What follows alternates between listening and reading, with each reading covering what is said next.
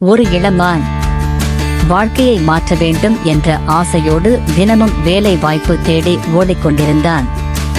ஆனால் ஒவ்வொரு முறையுமே மன்னிக்கவும், அவனை யாரும் தேர்வு செய்யவில்லை.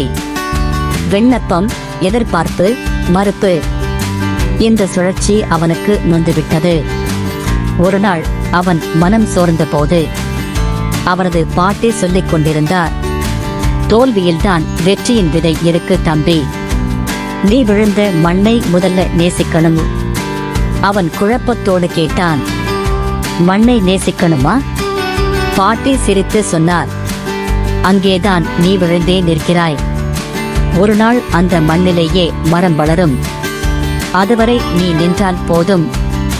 அந்த வார்த்தை அவனுக்குள் ஒரு ஒளியாய் மாறியது.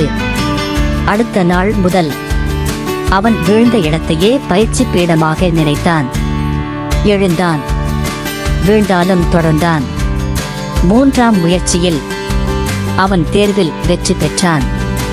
7வது முயற்சியில் அவனுக்கு வேலை வாய்ப்பு கிடைத்தது. ஆனால் அவன் மகிழ்ந்தது வெற்றிக்காக இல்லை.